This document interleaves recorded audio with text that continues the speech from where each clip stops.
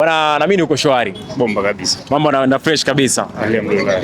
Bana, siku ya juzi kama wiki moja iliyopita tulishuhudia Dar es Salaam Young Africans ikiweza kumfuta kazi alikuwa kocha wake, namzungumzia Pedro Goncalves, raia wa Ureno, ambaye ameongoza Dar es Salaam Young Africans na kuiacha Dar es Salaam Young Africans ikiwa inaongoza ligi ikiwa hajapoteza mchezo. Pengine unahisi kama ilikuwa ni sahihi kwa Dar es Salaam Young Africans kuweza kumfuta kocha na kwa aina matokeo na msomo jinsi ambavyo ulikuwa? Hapana, sio shida, sio kumfukuza kocha. Unafukuza kocha katika wakati gani? Ile ndio story inaanzia hapo. Wale Yanga walikosea kumfukuza kazi kocha katika wakati ambao si sahihi. Mechi zilizobaki ni mechi chache, takriban mechi 8 kwenye ligi. Unamfukuza kocha katika wakati huo. Ni kocha gani ambaye anaweza kumpata kwa haraka na aje akupe kile ambacho ulikuwa unakipata kwa kocha aliondoka? Mimi siamini, kwa sababu kama ni issue ya Yanga kutokucheza vizuri sana kama wanavyodai wao, ni issue ya kocha. Yanga watu wanasahau kwamba wachezaji nao ni binadamu, wanachoka. Wachezaji ni wale misimu minne takriban mitatu, wale wanaotumia wachezaji wanazidi kuchoka kadri muda unavyozidi kwenda. Hii issue ile kusema pia Max Nzengeli kwamba timu imechoka, wachezaji wengi wamechoka, wameshuka viwango. Kwa hiyo tunacheza ile timu kupeana morali tuweze kucheza mechi hivyo, lakini ule uwezo wa mchezaji mmoja umeshuka. Na hilo linaonekana mara kadha wa kadha katika game ambazo tunakutana ni tight game. Yanga unaiona kabisa hii timu kuna sehemu ambayo haicheze vizuri na ilemea wachezaji dakika 90 hawezi kuhimili mikiki ndani ya uwanja. Kwa hiyo ilikuwa ni kitendo cha viongozi wa Yanga kumvumilia kocha, kumpa ushirikiano, kumpa motisha yeye na wachezaji wake mpaka wamalize ligi. Nadhani sio wakati wale mfukuza kocha.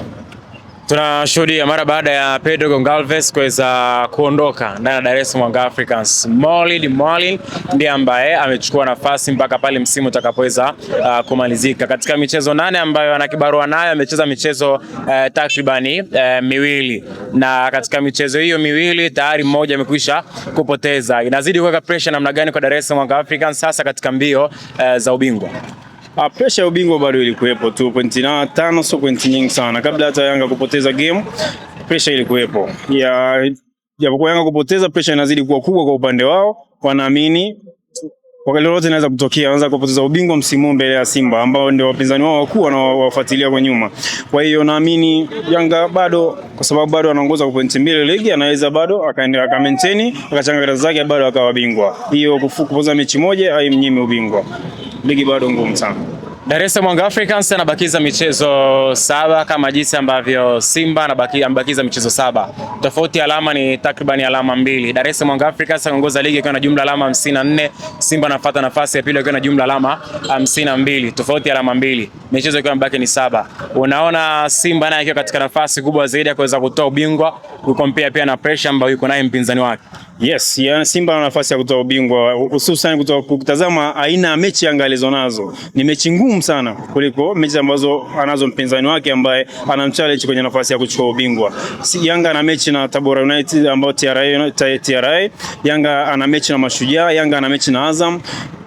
Unaona namna gani ambavyo mechi zake ni tight, ni ngumu, mechi ngumu. Kwa hiyo asipochanga karata zake kwa pressure alionao anadondosha ubingwa. Labda pengine kitu gani hasa ambacho unakitazama kwa hivi sasa?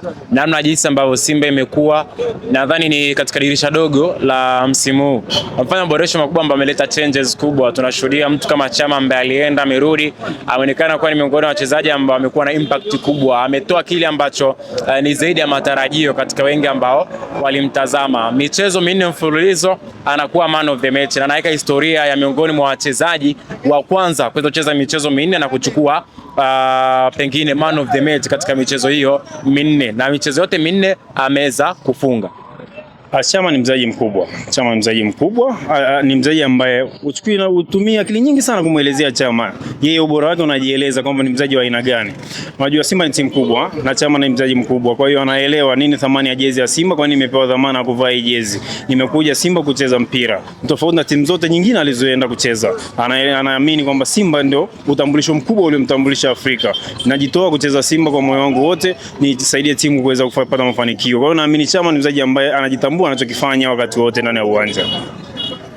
Bwana sawa, ni miongoni mwa maoni ambayo tupata nafasi ya kuweza kuyasikiliza kwenye kile ambacho kinaendelea hasa katika ligi kuu kwa Tanzania bara.